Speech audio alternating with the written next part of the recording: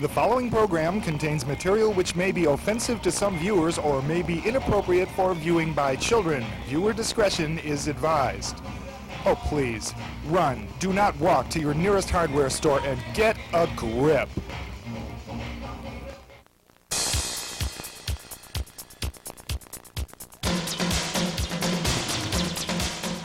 You have surfed to NightScene, the longest-running TV show about the gay and lesbian community in the history of television. Tonight, we continue our interview with Dirk, Gayley, Ms. Leather 12, Sasha, and, of course, Harry Hay. You'll see it all tonight on NightScene.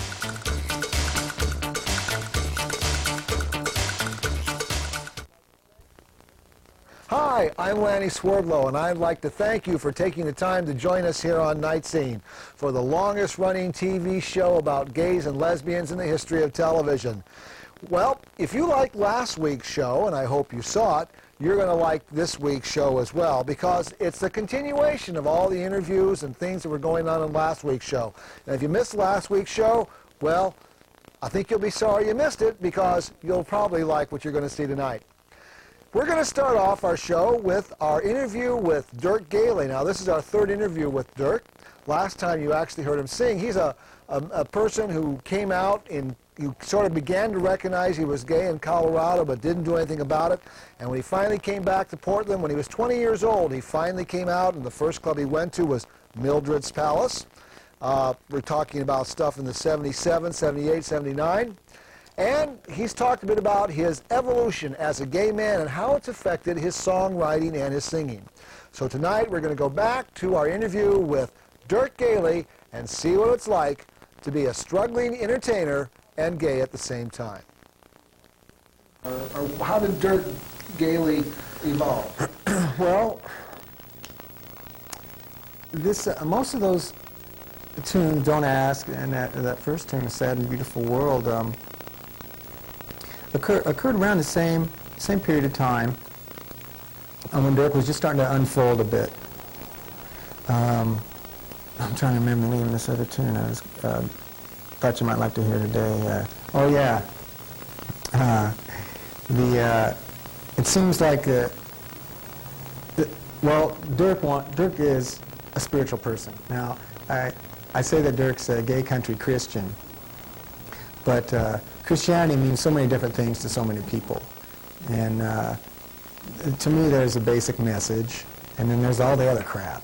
You know, and it's one word, it's a command, it's an ideology, it's a way of life, it's love. And that's pretty much what Dirk is about.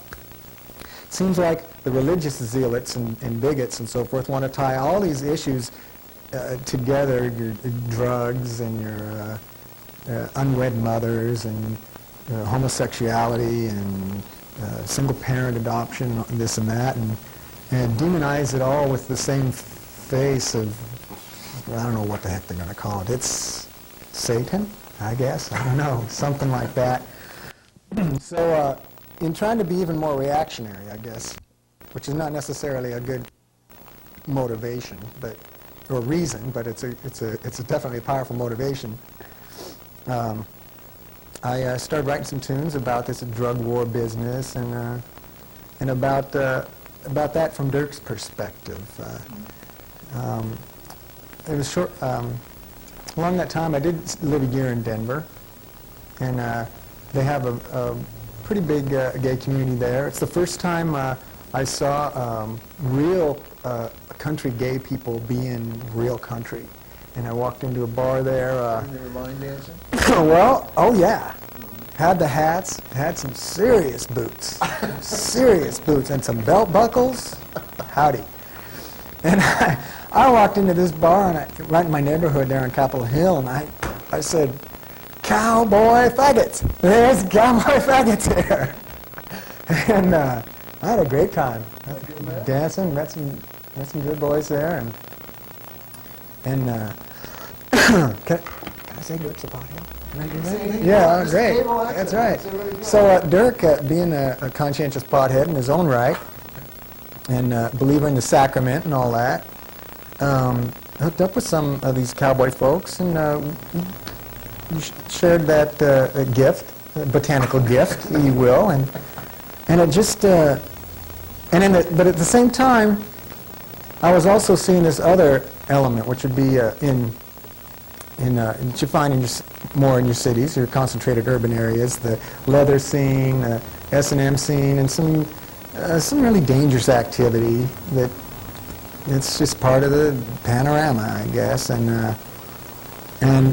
it just, when you come up against a lot of competing ideas about what it means to be gay, if you're as a conscientious person, or a conscious gay person, I guess, it just caused me to think about a lot of those issues and try to accommodate them all, and without judgment, but without pretending that there aren't maybe dark sides to certain things. I'm not saying because it's dark it's bad, but it's definitely it's different, and I don't know, just we contend with those things in our mind. I kind of hear that there's things out there that you have some trouble accepting, and so you're kind of, well, I do this and this is okay, but these people do this and I'm not too comfortable with that. And I think that's safe to say that maybe we're not all comfortable with something without judging it. Mm-hmm. I don't. There's a lot of things I'm not comfortable with at all, but that doesn't mean I wouldn't support that person's right to do that. Yeah, if they're having fun and no one's getting hurt, so what? Let your freak flag fly. Yeah, right, exactly. Yeah. Well, all right, so what we see Dirk Gayley, his ideas were evolving as you're being exposed more and more to these different things in the community, apparently. Right. Mm-hmm. And that put me in touch with, out of that, it wanted me to become more active, more proactive in the community, maybe let myself be a little more radical. I started going to some of the marches, and I remember one scene, it broke my heart when one of the first years I was in Denver, went to a big gay political rally on the steps of the Capitol there, and I saw these two teenage boys, they must have been 17, 18 years old, just standing there holding hands. They were not doing anything, but just holding hands, and they seemed so comfortable with that, my first reaction was, careful, somebody will see you. I'm surrounded by, 25,000 gay people, and I can't lose that paranoia at that time, And I just, all of a sudden, it just looked so sweet. It was just, they just felt comfortable. They didn't feel ashamed. They were just being two boys holding hands. It was a beautiful scene. Yeah. So at that time, I started meeting more folks who were informed, who'd done their homework, were more well-read on civil rights issues, liberty issues, labor issues, political issues. And by that time, I'd already written about 15 Dirk tunes out of the first "Don't Ask, Don't Tell" phrase. So I started working on a second show, which now deals more with, I'd say, labor issues, communist ideology without the guns, human rights issues, civil rights issues, child care, hypocrisy of the powers that be that keep a clamp on all that. And that show I call Hippie Commie Pinko Fag, and in which Dirk is rightly described as a tree-loving hippie commie pinko fag. So. Tree-loving. Did you perform the show? Now, this is something you've worked out here in Portland, is that correct? The second show is in works. I'm doing research now. I'm learning how to use the internet, and reading Michael Parenti is a guy who's on local cable access a lot. Mm-hmm. And I got a chance to meet him last summer when he was here in town lecturing, and kind of lit a fire under me to really get down and make Dirk an informed voice. You still got to be entertaining. You can't just get up there and rant. I mean, we don't want to just hear that. Folks want to have a good time. So the trick is to write fun tunes people can tap their toes to and dance, and hopefully remember a melody or two, and buy a record or T-shirt or two. And well, can you do us a song from this new show? I don't have the new material fleshed out even yet. Well, I want you to do another one, because you played another song earlier today that I really liked, the one about the newspaper clippings. Oh yeah, well it's want ads. The want ads. Yeah. We were talking just a moment ago about people were comfortable with certain things and not uncomfortable. I think that song kind of addressed that. Yeah, and there's also if you look in some of these want ads, some of them are straightforward and pathetic. Some of them are straightforward, and I'd say I've called maybe a couple. And some of them are just out of bounds, man. They want somebody to do this and this to me, but on Tuesdays, and the moon's got to be in this cycle, and wear a body bag, and yada yada yada, you know. And then others are like must be. I don't know, vegetarian, no oatmeal, tie your shoes, make the bed on this side of the whatever, you know. I mean, they're so specific. I mean, they say, well, if you want to get your ideal whatever partner, then you need to be specific, but I think some of that's a bit much. Well, let's hear that song, because I think it's really cute. Okie doke.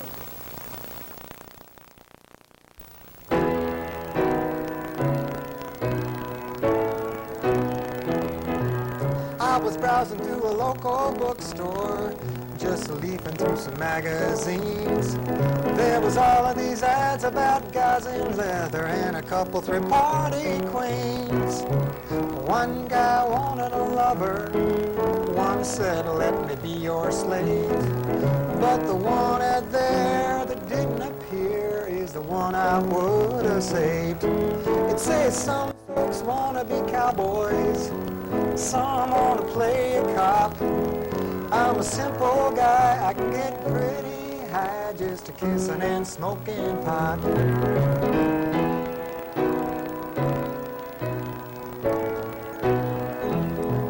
In the middle of the local paper, I saw an ad by a Viet vet.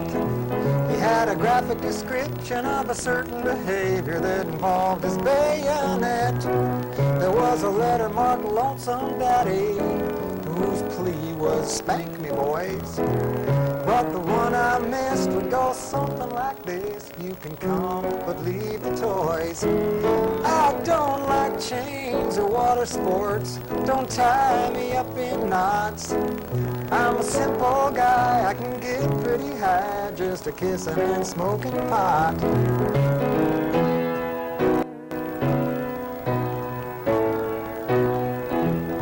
Now in the middle of every paper, there's a section for lonely hearts. Some say you gotta love Nietzsche or Plato, others wanna see your natal chart. No booze, no drugs, no cigarettes. By the way, where's your PhD? Well, I might feel better if I wrote my own letter.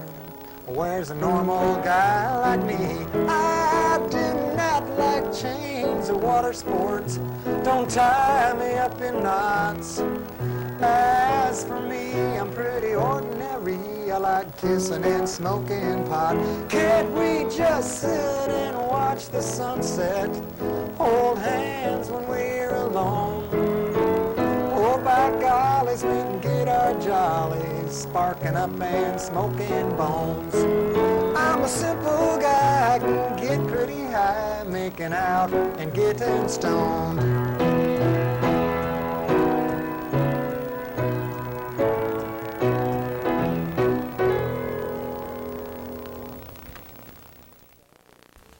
That little ditty that Dirk just sang was really great. When I first heard him sing it, I just doubled over in laughter and with great appreciation for what he was saying. You know, when you can laugh at something and it makes you think about it, what he's saying at the same time, it's great, a great little song. Thank you so much, Dirk. We'll continue our interview with you next week. Well, before we get to our next interview, I just want to mention, show you something I got in the mail the other day. It was a thing about welcome to a special invitation to a winged world of discovery. So I opened it up, and what it is, it's a magazine called Wild Bird, and they wanted you to subscribe to it. But what was interesting was this little thing, a little picture they enclosed with it that kind of surprised me. You know, usually when a product, they want to sell a product to you, they always have a man and a woman, they have these big smiles, and they're doing all these kind of stuff. Well, this was not a man and a woman. This was a man and a man. It was even more surprising. It was a white man and what was either a native or a Asian. You know, natives and Asians, you know, Native Americans came from Asia only 20,000 years ago, so that wasn't that long ago that they came here, so they look a lot alike, so I can't be sure whether it's native. But here is a male couple, a white man and a native. And I thought, well, how neat. They're recognizing that a lot of us homosexuals out there like to watch birds. And they even recognize that homosexual couples can be interracial. And so Victor and I subscribed to the magazine right away, and we're eagerly awaiting our first issue. Now you may, well, who's Victor? Well, Victor's my other half. I know a lot of you out there have met Victor and know him, but you never see him on the show because he's always behind the camera. So I thought tonight, well, I'm going to bring Victor on the camera bring Victor before the camera for a minute. So Victor, come on up here. I want everyone to meet you who's never met you before. That's it. Yeah, take the headsets off. Here he comes. Here is Victor, my other half. Oh, yes. So we are just like this couple here on this picture. We're a Native American and a white man, and we get along just fine, don't we? Fabulous. Fabulous, fabulous. I think you're blocking my microphone. Can't do that. Where is my microphone? Oh, here it is. Okay. We're really very good at this, as you can see. Anyway, Victor and I have been together for over 6 years, and we hope to be together for another 6 years or more, right? Oh, right. yes, definitely. Well, anyway, it's time to get on to our next interview. You can stay right here. You can stay right here. Yeah, you can stay here. Let me tell you, you can stay here. Anyway, our next interview is our last week. For the first time in this show, and I'm really ashamed it's taken me so long to get a lesbian on the show, because, you know, I'd had several calls from viewers saying, Lanny, you've got to have some lesbians on the show. And I'd asked a few, but for one thing or another, they never were able to have gone. But finally, last week, we had our first real, honest-to-goodness lesbian, and it was Sasha. And Sasha is quite the interview for those of you who saw it. So tonight, we're going to continue our interview with Miss Leather 12, Sasha. You talk about this small town. What is this? Where is this small? What is the name of it? Can you give it out? Yeah, I grew up in Longview, Washington. Longview, okay. Longview, Washington is like one of the biggest. There's like, it's a population, it's like 35,000 people, and there's like 15,000 of them are teenagers, and there's 3 high schools that are like, all the towns are all linked together. And so it was a big. I remember when I was going to high school, like, nobody talked about sex, nobody talked about pregnancy, nobody talked about drugs, nobody talked about anything like that, even though, you know, everybody, because there's nothing to do, everybody did all of that. So it was like, you know, this big, huge... They didn't talk about it. Yeah, they didn't talk about it. I mean, I remember having a teacher who fought when I was in high school to get, he had an extra credit project, and what he did is had somebody go out and buy a box of condoms from somebody of the opposite sex and bring them back, and he almost got fired for promoting safe sex in that small of a town. It was such a conspiracy, even though it was an extra credit. I mean, they did it on their own. They tried to ban her from school, and he was one of those teachers that made a really influential thing in that town. And teach you could learn something. Oh yeah.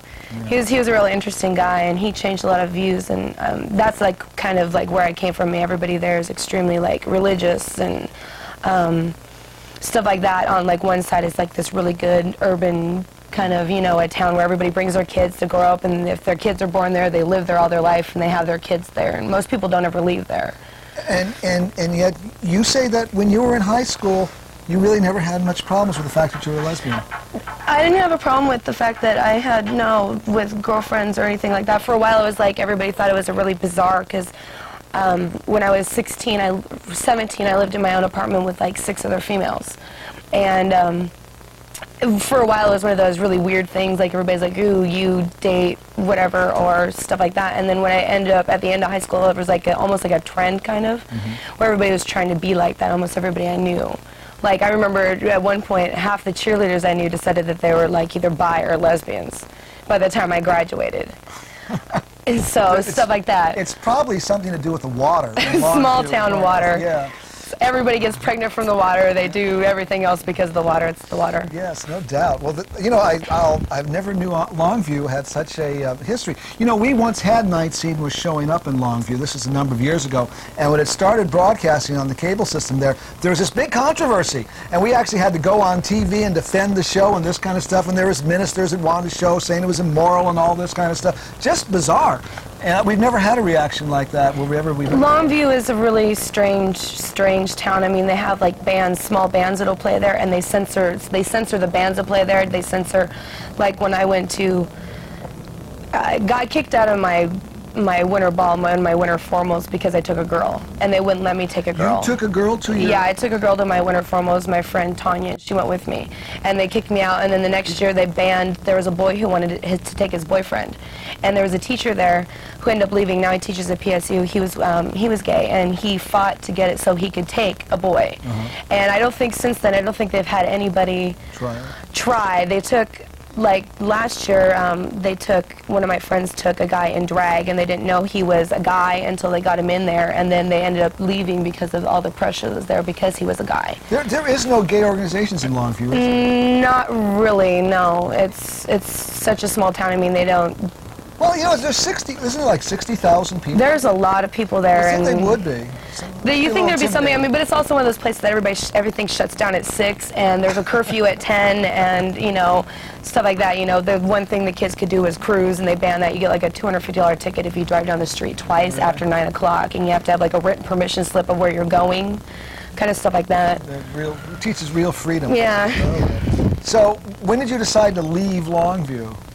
I moved, actually it'll be a year coming in like the second week in February. So for about 5 or 6 years, 7 years, 6 or 7 years, you drove every weekend between Longview I drove and every Portland? weekend between Longview and Portland. I didn't start driving here until I was by myself, until I was about 17. I started bringing carloads of people, and then I started coming down like all the time. Because of the fact that there's like, I ended up with so many more friends here than I ended up with there, because it's a way more accepting group, and I met a lot of like the people, like the current Rosebud, who's one of my really good friends, and some of my other friends were the reasons that I came down here. You know, like the family that I have now, the whole Desaad family is one of the reasons I ended up coming down here so much. Yeah. Well, I know you perform a lot. What do you want to do now? I mean, what do you see yourself doing the next couple of years?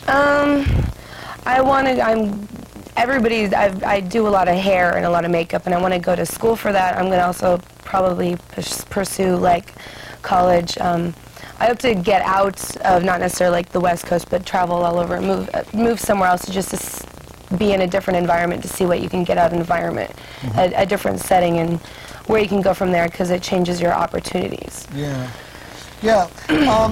And are you looking for a relationship? Are you looking for a special woman right now, or are you just just playing the field? I'm in a relationship right now. You are? Actually, yeah, I am. Oh, how long? Actually, it hasn't been going on that long. Her and I've been friends for about a year. Oh, so do you live together? No, we don't. Well, that's not a relationship. It's a very, very close friendship. Yeah. No, we don't live together. She lives with some of my other friends in Washington. Do you want to live together eventually? I don't know. You don't know? I don't know. I really like her, but I don't know if I want to live with her. Very interesting. Well, Sasha, I'd like to thank you for joining us here on NightScene. I'd like to thank you for being our first real lesbian on the show. And if anyone has friends in Longview, hey, if you have friends in Longview who would like to have NightScene on in Longview, Washington, we could be on your cable access station there. Fight for it. All you have to do is sponsor us. Give us a call, 286-1764. I'll call you back. We'll find out the forms, and we'll get it on there in Longview, and we can start controversy all over again. And now Harry Hay, who lived the gay movement from the early 20s to the present day, tells us about how the police harassed the first gay publication, One Magazine. They confiscated them, and they followed up on quite a number of them, and people were harassed. But after the Supreme Court decision in 1958, if they ever did that again, we sued them, because we had the rights of it. The Supreme Court decided, among other things, that material that came out that was of educational interest and was of educational value, regardless of whether or not it would be approved of, if it was of educational value and it added to the knowledge of people, then it was valid and it had every right to appear. And we were able to use that to keep the magazine going. In many respects, quite a number of the Supreme Court people have been very fair. We haven't heard that yet because we haven't used it too often. But that wonderful ruling of Kennedy in the matter of Colorado's Amendment 2 is, as far as I'm concerned, one of the best things we've ever gotten. No body of a body of lawgivers can ever make of a class of people a stranger to its laws. That's beautiful. It really is beautiful. So with a thing like that, that's one of our great bulwarks, as I think we'll find in the future. This is something we'll learn to use very well. The one thing that we have to be concerned about, and I am concerned about it at the present time, is that we are allowing ourselves to get away from passing laws which we have debated both sides and understood both sides and studied both sides, by allowing the initiative process to introduce laws into the statutes without having been debated by the public. And that's what the initiative process does. And I'm afraid we're in trouble there, because many times there are people, lots and lots of people who may not agree with you, may not approve of what you're doing, but they recognize that you have the right to do it. You have the right to argue it, and you have the right to debate it, and you have the right to put it out to the people, and they have a right to decide whether or not they want to go with it, or whether at least they want you to have the right to be able to debate it. That's a nice old American principle, and it rather holds. And in that regard, we have the right to be out debating our issues, even though most people think they're unpopular. We have the right to be there, and we have the right to speak. This in itself may be all we have to, but that's a lot more than we had 20 years ago, 30 years ago. Harry, it's beginning. That's Harry Hay telling what it was like 40 years ago, gay life in this country. You know, you've been watching the show since in the last 3 or 4 months. You've learned a lot about what it's been like in the 20s, the 30s, and the 40s. So keep watching the show, because Harry Hay will keep telling you what it used to be like, so you can appreciate even more what it's like today. At the end of each show, you know, I always give out the phone number and ask viewers to call in, and every now and then I play some calls. And if you remember about a month or so ago, I played some rather, shall we say, negative calls in which people told us we were going to go to hell and burn, and that we're all kinds of horrible things about us. Well, we've had a few viewers call back in response, and I thought I might play 1 or 2 of those responses for you now. Hi. This is in response to the negative phone caller who was slamming NightScene, the show that aired December 13th. I think that he's a poor, misguided young man who needs a lot of help, and some diversity training wouldn't hurt either. Personally, I think the show is absolutely fabulous. It shows a very positive, side of the gay and lesbian community, and it educates a lot of people. And if that young man would open up his eyes, I think that maybe he wouldn't be so negative. Thank you. Well, thank you very much. That was very nice of you to say that. And to describe NightScene as absolutely fabulous, to me, is the ultimate compliment. We are the fabulous people. I once read an article in which it was decrying the fact that we had usurped the word gay and suggested that we use another word, and suggested the word fabulous. And I thought that idea was great. I think we should be called the fabulous community. So, until next week, if you have any comments, call us at 286-1764. We'd love to hear from you. But until next week, this is Lanny Swerdlow, a member of Portland's fabulous community, saying thank you for watching NightScene. Good night.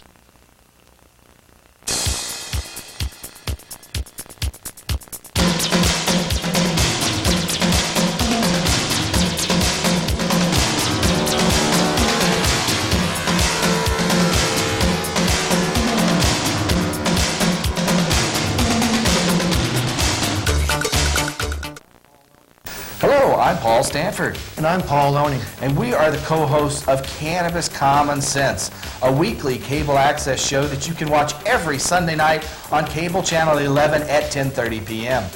Each week we bring important stories about cannabis, such as the revival of industrial hemp in Canada, about killer BC buds and how they're crossing the border into the United States, how Prince Charles endorsed medical marijuana in Great Britain, how law enforcement groups are drafting legislation to revise Oregon's medical marijuana initiative, and how the German Greens are having a positive influence on drug policy in Germany.